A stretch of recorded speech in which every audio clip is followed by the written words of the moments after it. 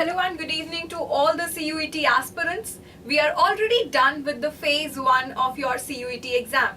And it's time now that we analyze the phase 1. We see overall what was the level of difficulty, what kind of questions were asked in the exam, so that all the students who have their exam in the second phase can get some help from this video.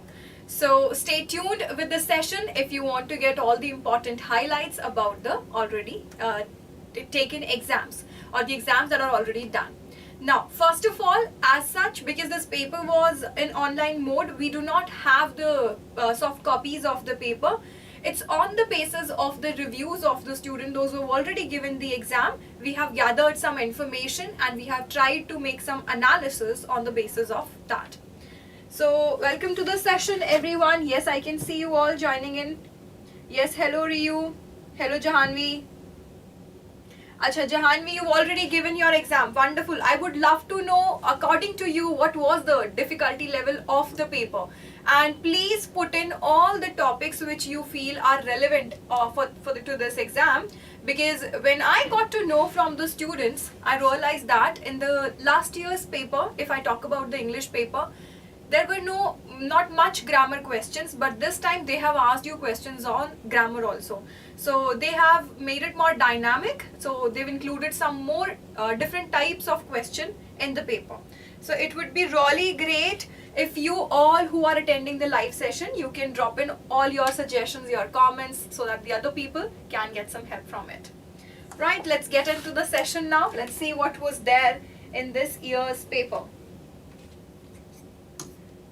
So if I talk about the section wise difficulty level of all the three sections, so I would say the language paper, which is your section 1, it was easy to moderate. The language paper, be it English, be it Sanskrit or any language that you have opted for, we saw that some of the questions were relatively very easy. Then there were some questions like from grammar, which did require some kind of analysis from your side, some kind of understanding. But I did not hear it from any student who have already given the exam that it was unexpectedly difficult. So they have maintained the level to be at the moderate one, right? Same goes for the subjects. And yes, from the subject, all the questions were from NCERT only. Most of the questions were from NCERT only. So the level was same, easy to moderate. It's only the general test which I believe students struggled a little with. Though it wasn't also difficult, so I would say this was moderate. Now it has its own reason. One, it has a number of questions, like 60 questions from general test.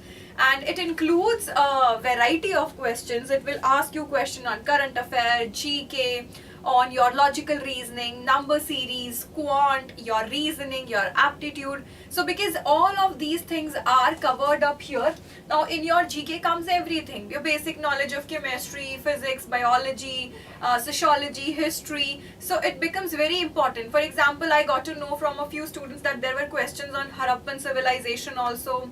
Then some students told me questions from chemistry also. So yes, it's a mix of everything. For this portion, I don't think so you should be worrying too much at this point of time. Just rely on the things that you have already learned. It's the time that you should just be revising all your notes or simply taking some mocks of GK, because it will prepare you to deal with that thing that you're about to face. Okay, I can see some of your suggestions coming in. Overall paper was easy. Yes, Jahanvi, you're absolutely right. That is what I've heard from everyone. Yes, there were questions on direct and indirect speech also. So we've also done direct, indirect. I have covered up all the topics. I can bet on this. If you go and see, in January also I have conducted one of the lives in which I have covered all the grammar fundamentals. So according to me, everything, the antonyms and synonyms, is something you need to practice a lot, and I have taken enough lives on those topics. So today I have come up with some of the grammar topics that may be useful for you.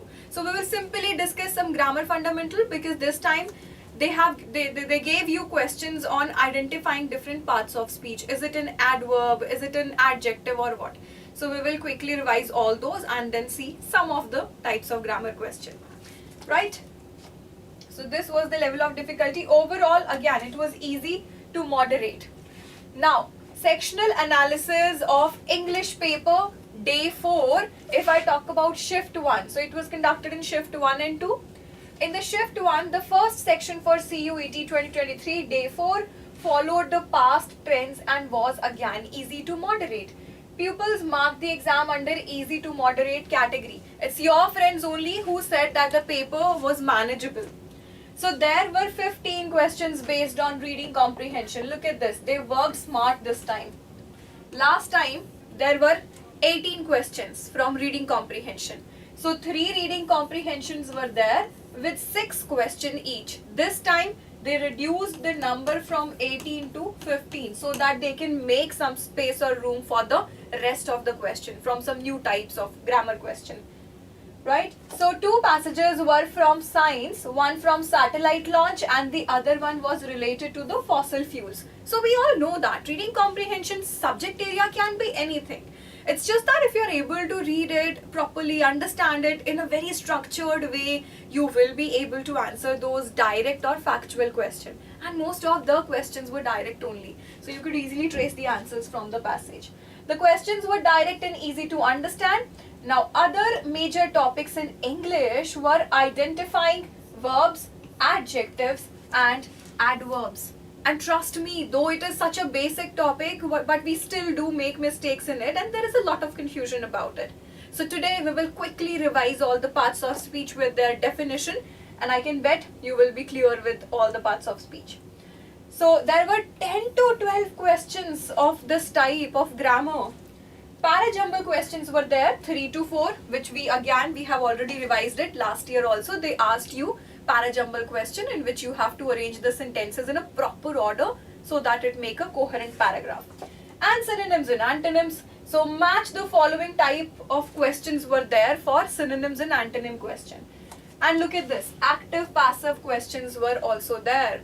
So 3 to 4 questions from this and fill in the blanks. 3 to 4 questions. Now fill in the blanks questions can be on anything. It will test your grammar, as in do you understand the structure of the sentence and are you able to decide that this blank should be filled with a proper adverb or proper adjective. And then it tests your vocabulary also. Out of the 4 options, do you know the meaning of all those words? So both the things are important for fill in the blank questions. On sentence correction also. So again today I have come up with some of the questions which are on the basis of fill in the blanks as well as sentence correction. Now, direct indirect speech was also there. A person tells you something, when you convert it into your speech, it becomes the indirect speech. We covered it up recently. So, were also asked. The majority of questions were grammar based this time. Last time, most of the questions were vocabulary based. This time, it was grammar based. So, I hope this much is clear to everyone. Let's see what you have to say about it. Quants question were tricky, Ryu. Okay. So, no, the GK questions. Alright. So, Ryu, if you're saying that your exam date has not yet come, they will probably release your admit card just before 3 days before your exam. So, that won't be an issue. They were asking formats. Okay. I have heard that they asked questions on the format of the letter, formal and informal letter. So yes, we did get this review from some of the students that they've asked for the formats of the formal and informal letter. So, and it's not very difficult. You just have to keep in mind that what should be the initial thing, what should all come in the body of the letter, what should you write at the end of the letter, what should the salutation be. It would hardly take you 10 minutes to refer to any formal site just to see the updated formats of formal and informal letter. And if you want me to discuss that, we can come up with that also. Alright, in shift 3 of the English language, questions were on the easier line. So there were Yes, one more thing which I have heard is the paper that were conducted on the day 1 and 2, that is 21st and 22nd, had some kind of similarity, and the other 2 days papers also had some kind of similarity. Now these question of shift 3, yet again 3 reading comprehension and 5 question each, which means 15 question on RC from the passage. The passage were autobiography of horse and living a simple life. Look at this. The topics are so simple. Abandonment of the materialistic things. So we follow materialistic thing a lot. So I would count it more towards the philosophical side, right? That you should value the ethics also. You should have your conscience also. So it shouldn't be focusing on accumulating materialistic things.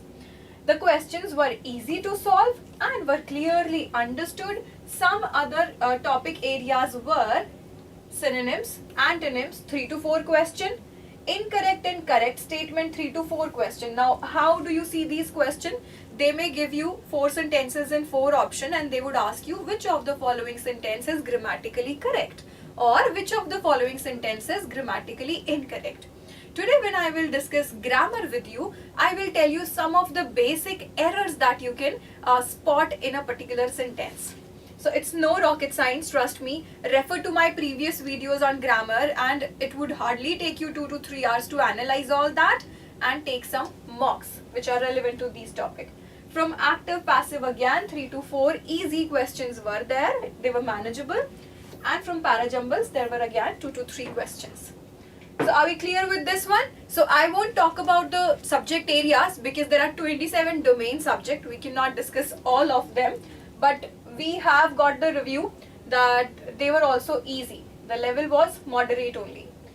Let's quickly discuss the general test because there is a lot of confusion about the general test, and even now you people have been writing that there were static affair questions were there.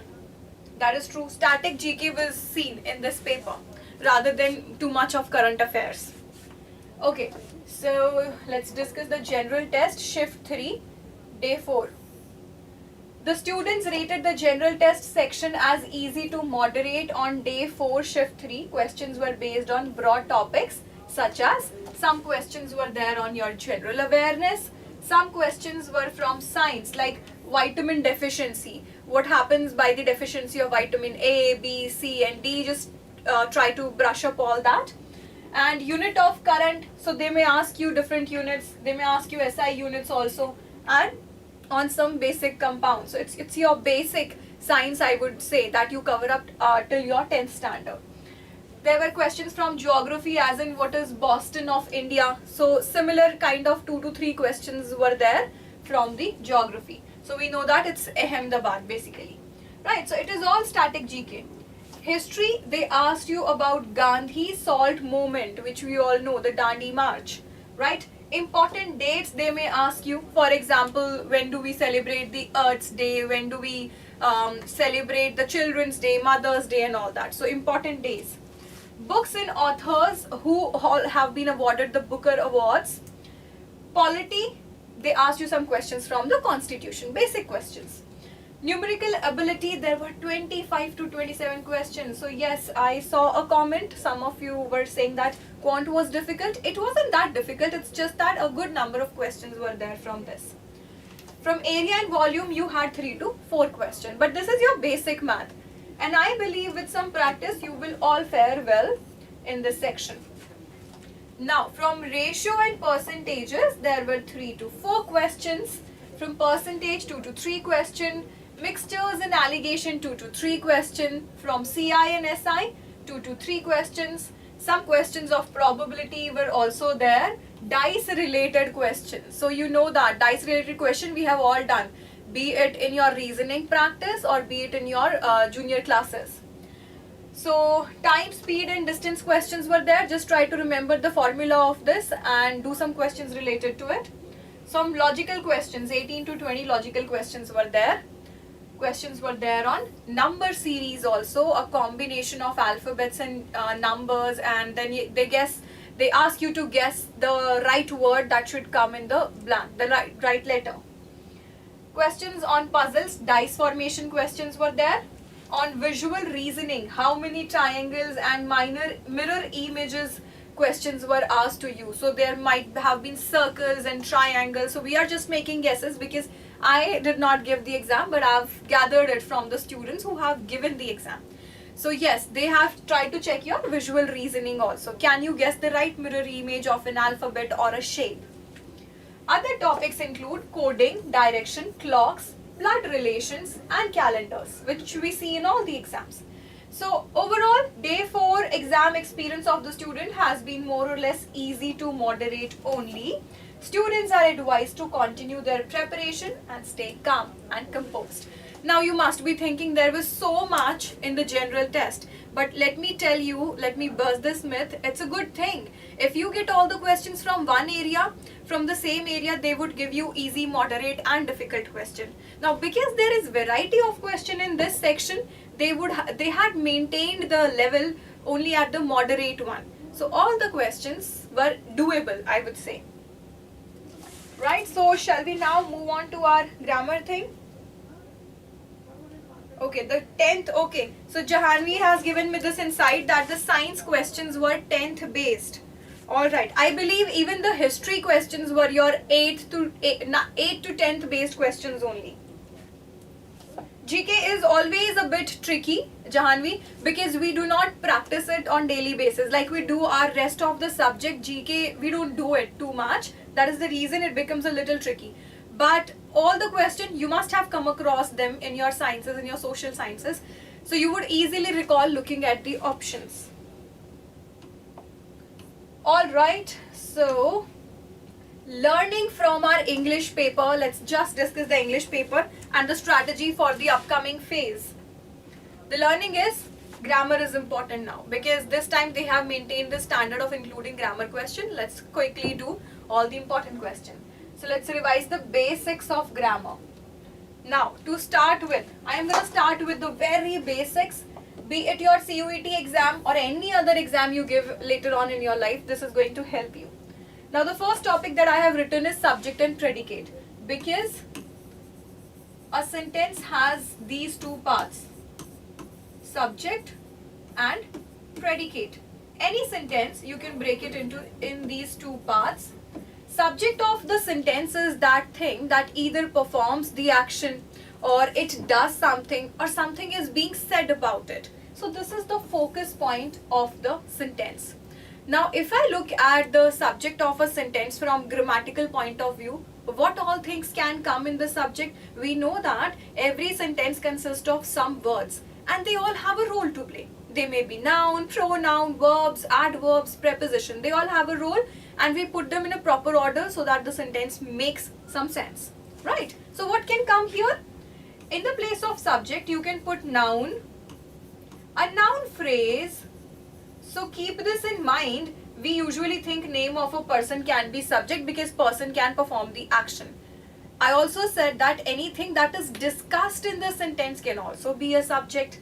So it can be a whole phrase also. For example, if I say running through the park after dark is very dangerous. So here running is in the subject, park is in the subject. This whole phrase will go together, running through the park after dark. So this whole thing is dangerous. Only running is not dangerous, only darkness is not dangerous, running through the park after dark is dangerous. So this whole phrase becomes the subject that is being discussed in the sentence. So it can be a noun, it can be a phrase, and it can also be a pronoun because pronouns are also used in place of noun. So they almost have similar property, right? The rest of the part of the sentence is known as predicate. The predicate will definitely have a verb and the rest of the things that come in a sentence.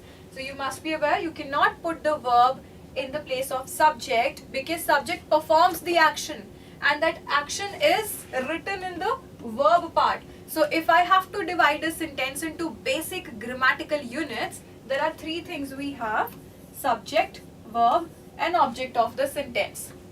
You should be able to divide each and every sentence in these three parts. Subject is the thing that performs the action or something is being said about it. So this is being discussed. So now it performs an action. That action will be mentioned in this grammatical unit, verb of the sentence, and object will bear the effect of this action, whatever action is done. For example, if I say, I helped him. So I am the one who's doing action. Action is helping. And who am I helping? Him. So he bears the effect of that verb. This is the basic thing you should have in mind. With this, let's quickly see the parts of speech now that you should know, because this time in the exam they asked you ample questions to identify different parts of speech. So there are 8 parts of speech. Speech is anything that you utter from your mouth, any sentence. And parts of speech means what all role can those words play. A word can play more than one role depending upon the context it is used in. So have a look at this. The first is subject and predicate. This is not a part of speech. So we've already done this one. Let's start from here. This is the first one. Noun, simply remember, it's anything that you can name. It can be name of person, place or thing. It can be an abstract emotion also. It can be name of some element also, gold, copper or anything. Abstract emotion as in happiness, sadness, merriment, all these words are known as nouns. So these can be noun. Pronouns are the word that replaces noun. So to avoid the redundancy of using the same name again and again, we rather use pronouns in place of it. We typically know there is only personal pronoun, I, my, he, she and all that. But there are 6 types of pronouns and there can be certain questions on it. So it would again not take you much time. Just a quick reading of those, a basic understanding of those 6 pronouns can help you greatly. But here we mostly focus on the personal pronoun. Personal means which can be used for a person. I, my, me and all that. Third one is the verbs. Verbs are the word that either show some action or some state. For example, running, swimming, jumping, dancing, cooking, knitting, drawing, writing. All these words involve some action. These are verbs. But then there are certain words like feels, appears, seems. It feels to me, it appears as if it's going to rain today. So when something appears to you, you're actually not doing any physical action but some mental action. So that is state. Any word that you use for an action or a state is a verb. Now, these two are known as modifiers. Let me write it here. Adjectives and adverbs are known as modifier because in the whole sentence, their role is only to modify something else. Standalone, they do not have a role. Their role is to modify or add something to others' qualities. For example, adjectives modify noun and pronoun. Just remember it. Adjectives modify 2 things, nouns and pronoun. If I say she is beautiful, so beautiful is the word which tells us about quality of she.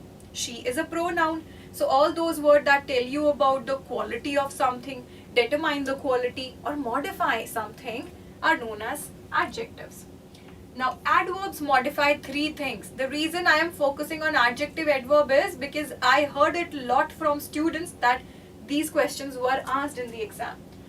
Adverbs modify 3 things. We typically know that adverbs modify verbs, but apart from it, they also modify adjectives and other adverbs. Let me quickly give you an example. Again repeating, adverbs modify 3 things, verbs, adjectives and other adverbs also. For example, I said she is beautiful. So we know that she is the pronoun, beautiful is an adjective because it modifies a pronoun. Any word that would modify noun pronoun is adjective. What if I say she is very beautiful? What is this very then? This very becomes an adverb because it's modifying beautiful. We are telling how beautiful she was. She was less beautiful, more beautiful, very beautiful. So this very is modifying beautiful, which is already an adjective. It will be an adverb. So we've seen this one that yes, adverbs can modify adjectives. Right, if I say She sings beautifully. Sings is a verb. And here beautifully is not used for a pronoun she. Rather, this beautifully is used for her singing. And singing is an action, which means it's an adverb here. Because it's modifying an action, right? Again, if I say she sings very beautifully, now this very is further adding to this beautifully. That is very beautifully, utmost level. So this again becomes an adverb. So adverbs can modify other adverbs also. I hope this much is clear. Next one is preposition. Remember it with the word position. The whole purpose of preposition in a sentence is to tell us about the position of noun or pronoun with respect to the rest of the things in a sentence. So when I say the pen was kept on the table, not under the table, on and under are the words that tell us what is the spatial position of this pen. You get to know it, right? So they tell about the position of noun and pronoun. For the same reason, they would mostly come with noun and pronoun only in a sentence. Conjunctions are the joining word. They may join two words, two phrases, two sentences, two clauses. If in any sense you feel this is a joining word, it's a conjunction.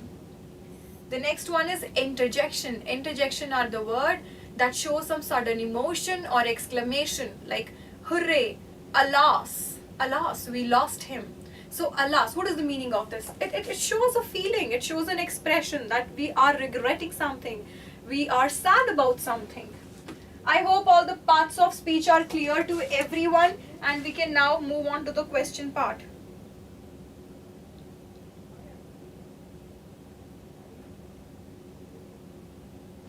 Okay, so Riyu is saying that she wants to know about the adjective and adverb clause.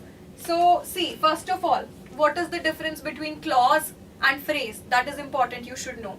Phrase is a simple group of a word which may not have a complete sense. Mostly it doesn't have a complete sense, and phrase has to be a part of the larger sentence to make some sense.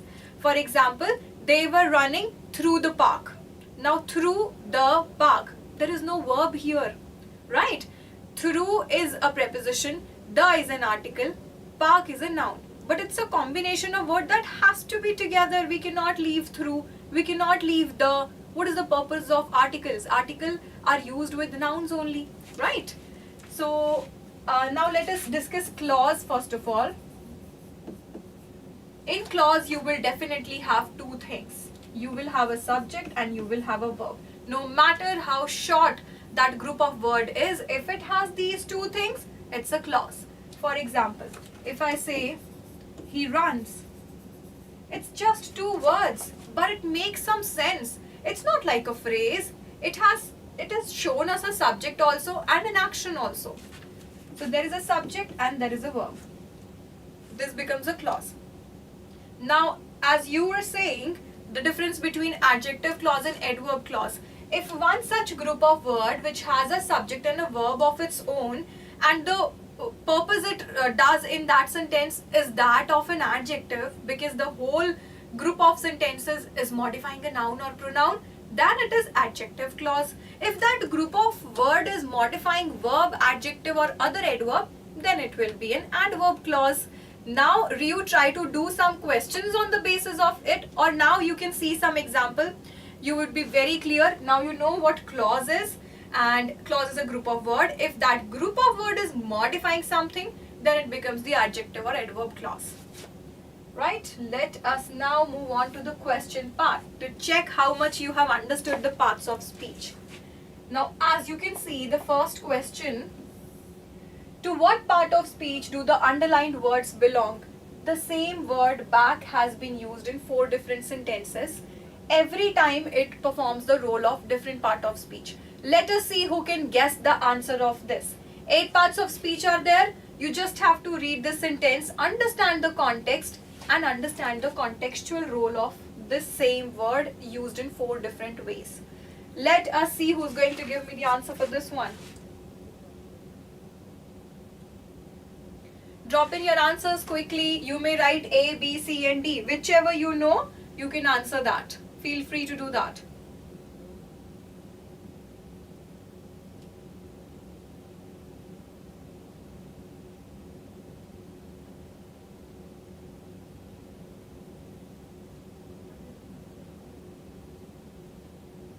Alright, so shall I read the first question, first sentence for you? Okay, I've got Ryu's response. Very good, Ryu. Let's see if it is correct or not. The prisoners had their hands tied behind their backs. Read it again, Ryu. So tied behind there. There is a preposition. So what should backs be? Back should be noun here. Right, उनकी back. अब यहाँ पे हम एक चीज की बात कर रहे हैं. If it's a thing that you can name, it will be a noun. So it's a noun in this particular case. Please send me the back issues of magazine. Now where to take the hints from?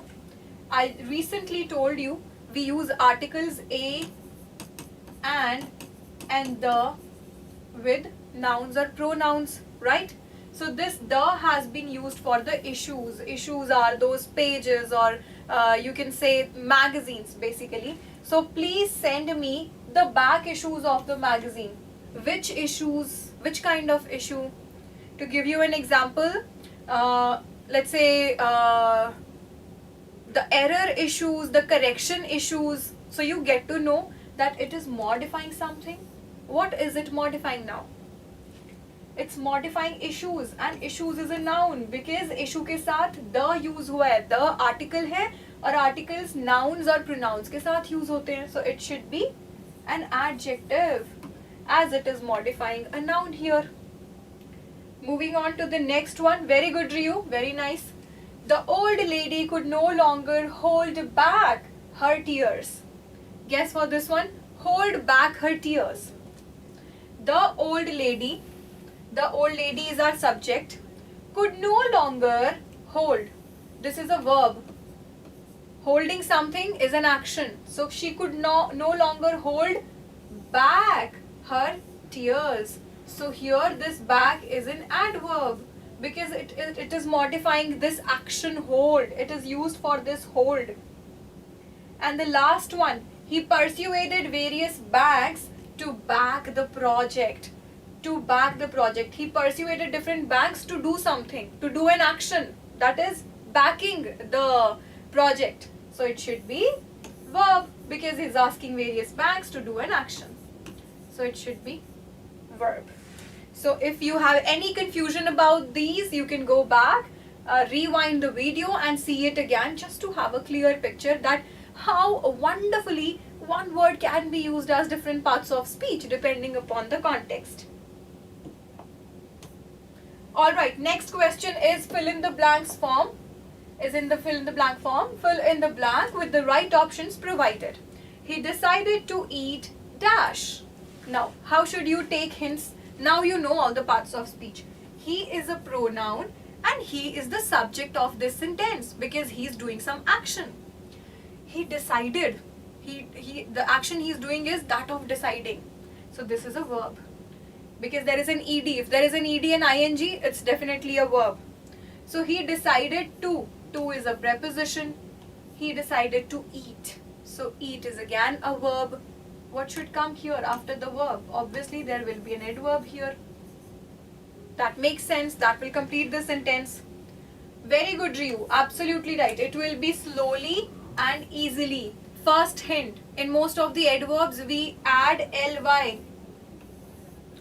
Both the sentences have ly. If I say he decided to eat slow and easy, they are adjectives, not adverbs. So adverbs add ly with them. Second thing, if we go with C, slow and easily. Easily is correct but slow is not correct. You have to maintain the parallelism. If one word is ly word, the other has to be the ly word because they are joined with a conjunction. They should be equals. So they should be parallel to each other. Slowly and easy. Easy is wrong. Slowly is correct. So eventually second is the correct one. Very nice. Now, a different kind of question from grammar. We will try to cover up all the different types. Direction for the question. Choose the option which is grammatically correct and expresses the meaning of the sentence correctly. If you will think of applying for that job, my advice is forget it. Now this is going to test you on the tenses and your knowledge of verb forms. What should you write in place of will think? read the sentence, try to understand the tense कि ये past का है, present का है या future का है, then try to guess the right kind of helping verb and main verb. तो जो ये is, am, are, was, were, will, shall, all these words are known as helping verbs जो हमें tense के बारे में बताते हैं. हमने tenses की क्लास में ये टॉपिक ऑलरेडी कवर अप किया हुआ है और जो एक्शन बताएं वो हमारी मेन वर्ब है. Thinking is the action here. Very nice, Riyu. You've again answered this one. I would really appreciate a participation from all of you. So it should be if you are thinking of applying for that job because he's still doing it. My advice is forget it. Forget it is the present tense. अगर present tense में a person is giving advice that one should forget about something, so obviously the other person has not yet taken any action, not yet taken any decision that he want to apply or not. So he is thinking.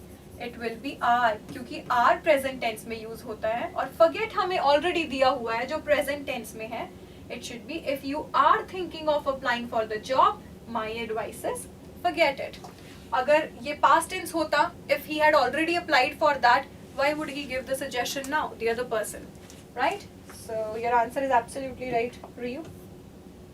The next type of question. Now this is known as finding the part which has an error. This is also a grammar question. A sentence is divided into 4 parts: A, B, C and D. Choose the part that is or are grammatically incorrect. No sooner I reached home than it began to rain. Let me drop in a hint for you. This question is from conjunction. Now what we typically think is conjunctions में सिर्फ and और but if जैसे words होते हैं, but conjunction के कुछ pairs भी होते हैं. To give you an example, as के बाद दोबारा as use होता है. For example, she is as beautiful as her mother. Not only के बाद but also use होता है. Not only the teachers but the principal was also present there. तो not only के साथ but also use होगा, as के साथ as. Now you decide what should I do in this one. I cannot give you the answer for this one. Neither के साथ nor, either के साथ और. इन्हें conjunction pair कहते हैं and you have to make sure that both the participants or you can say parts of that pair should be there. Okay, Rio is saying C. No sooner I reached. Okay, home and then. What should I write here, Rio? Give me the correct answer also for this one. What do the rest of you think? Jahanvi, what do you think? Jahanvi is there. Vishwakarma is there. Yatish is there. Amit is there. Come on, guys. Try your luck in this one. Okay, let me make it easy for you.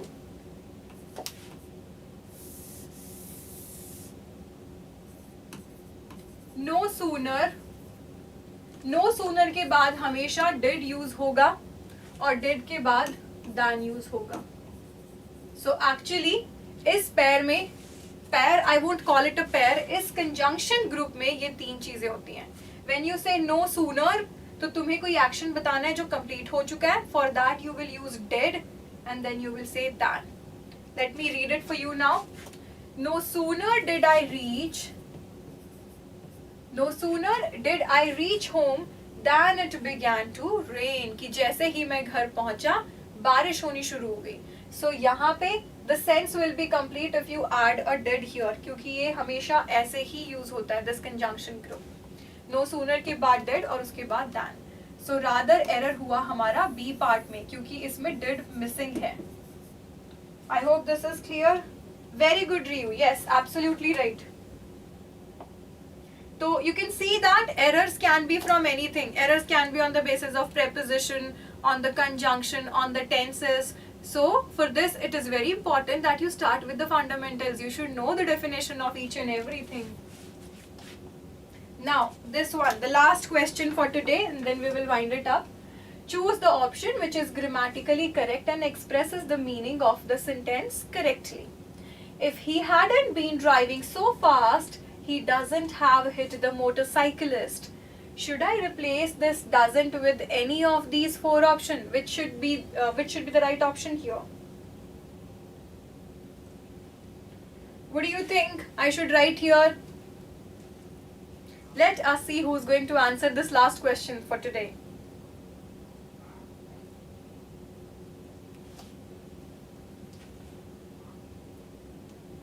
Now, again dropping a hint from you, this question is from conditionals. Conditionals वो वाले sentences होते हैं जो if से start होते हैं, because in the beginning of the sentence you have applied a condition. जब आपने किसी sentence को if के साथ शुरू कर दिया, आपने condition उस पे पहले ही लगा दी. तो conditional के 3 rule होते हैं, which I will be discussing with you in the next slide. First you try to answer this one. Wouldn't, okay. If he hadn't been driving so fast, he wouldn't have hit the motorcyclist. Is absolutely right. Very good, Rio. Wonderful. Okay, let's learn these 3 rules of conditional. तो 3 type के conditional sentences होते हैं. We've all been worrying so much, like for so many years now. School में हमें किसी को इतने अच्छे से conditionals नहीं समझ में आए थे. Let's make it easy. A sentence starting with if followed by had will be followed by verb's third form. देखो.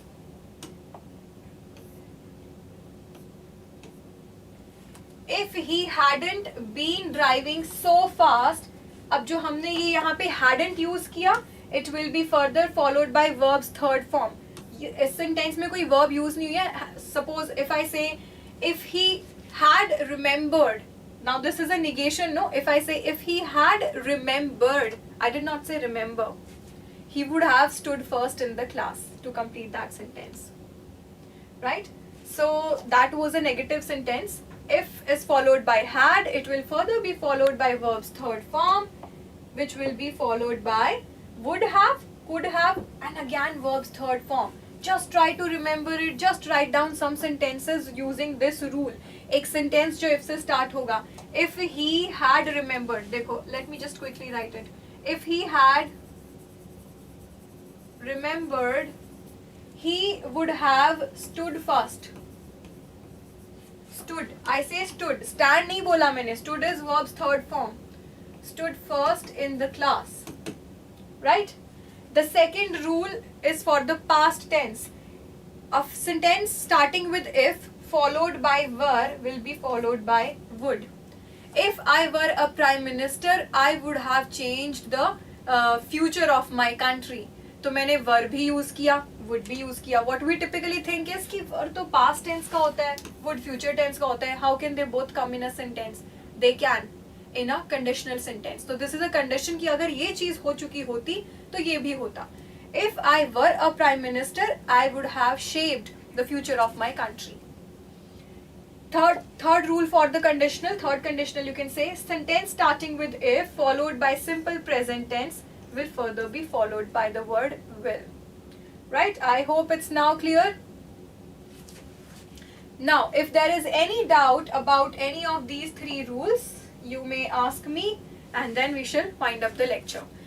The only thing that you should be looking up for now, everyone who have their exam in the second phase, do the formats of the informal and formal letters, do some questions of active passive voice, direct indirect speech.